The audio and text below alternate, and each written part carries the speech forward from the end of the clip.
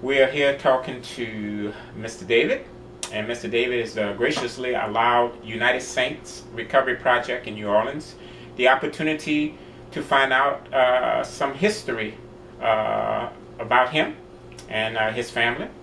And the objective of this interview, which is the third part now, it's our part 3 of the interview, is to familiarize our viewers with Mr. David, leading up to Hurricane Katrina and what happened to him during that time, and most recently Hurricane Isaac. So where we're going to go now is back to Mr. David to share his experiences in the mid-1960s, around 1966, 1967. Welcome back. Thank you. Well, I run cross country, wasn't making much money. As a truck driver? As a truck driver. Like I say, 10 cents a mile, and then you had the dispatcher. You know, I call it paying to work. Oh. Okay?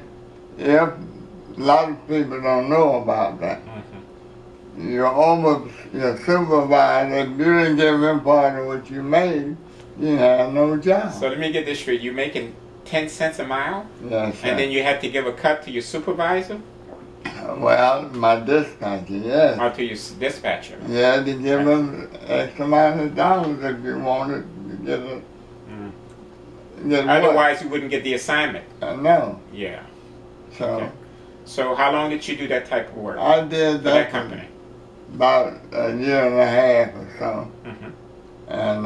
And you quit? Quit. Okay. Because it got so bad, they couldn't keep me loaded.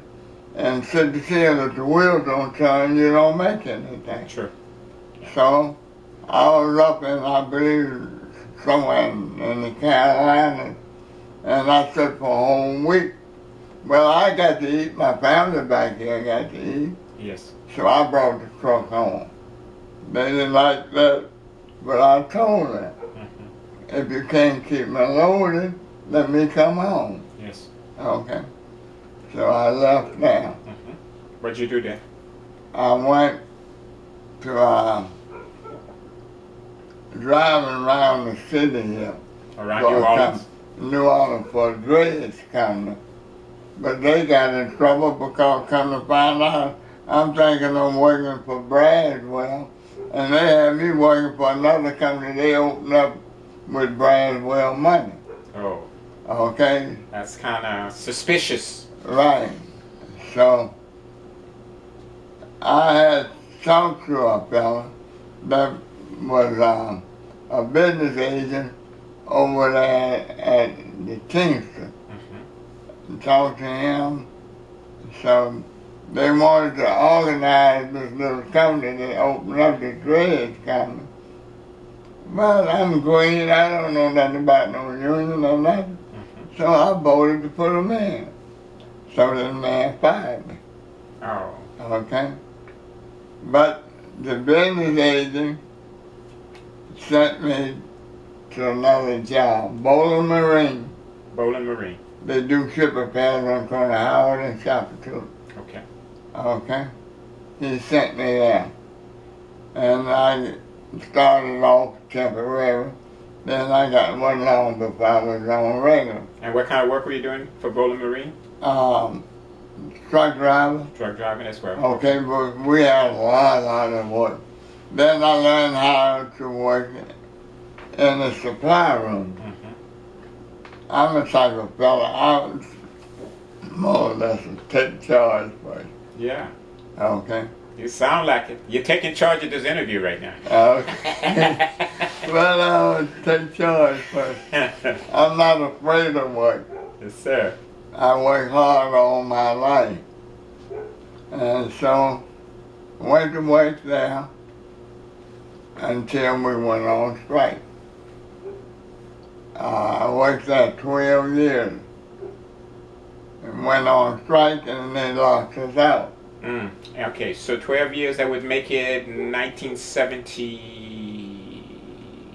73. About 73, 74, thereabout? Somewhere around there. And then there was a strike. a strike. And the company management locked you guys up. Right, locked us out.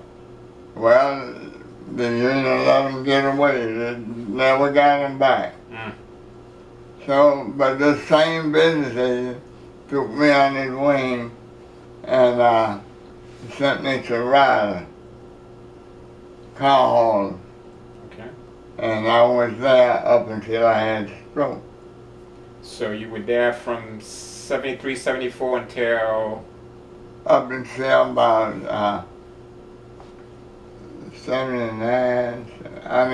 So you were there 5 years? 98. Oh, 98. Oh, you were there a lot of years. Yeah, 98. Around 98. 24 years? Yeah. 24, 25 years. So in 1998 you had a I stroke. had a stroke. Were you on the job then? Had a stroke? Or I was on the job. I worked on it 3 days. That was because I told you about my family problem. Mm-hmm.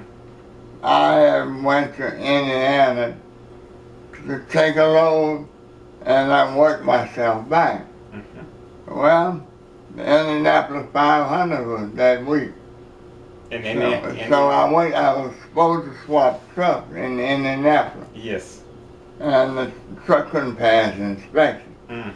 So they told me to stay there until they could pass inspection. Mm-hmm. So that's what I did. And so I left Indiana and I went to Ohio. Mm-hmm. And somewhere else I went. Then I ended up down in Nashville that weekend. Yes. Well, everything was closed, and the dealer told me, take the cars off and put them on the lot, lock them up, and they had a drop box in the door. Mm-hmm. Drop the keys in there, that's what I did. Mm-hmm. And go to the motel and call my dispatch. Okay. I did that. Okay.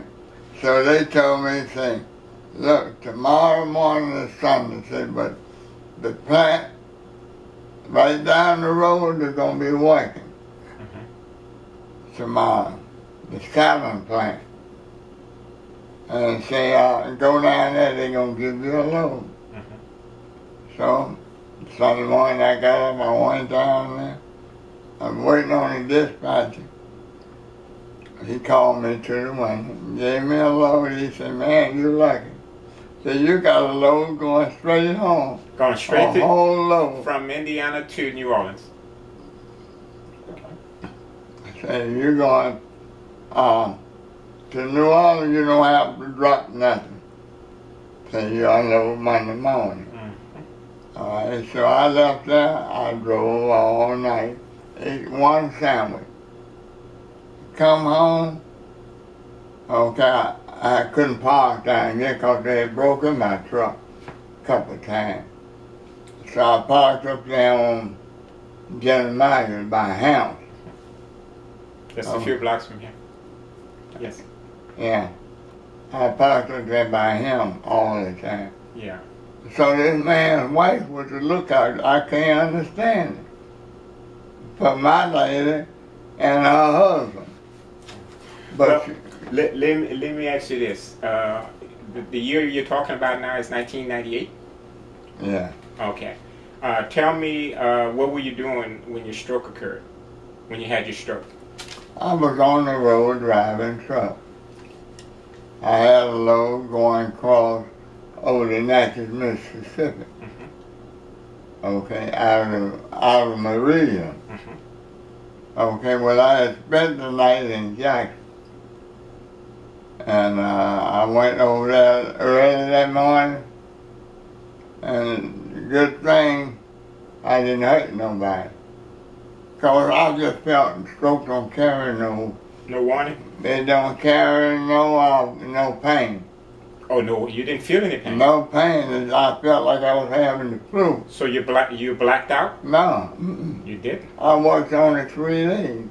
I worked 3 days that way. So did you pull over? Did you feel you had to pull No, a truck? I just everywhere I had to drop a car, I dropped them. Okay, let's hold that thought. All right, and we will be back with part 4 of this interview.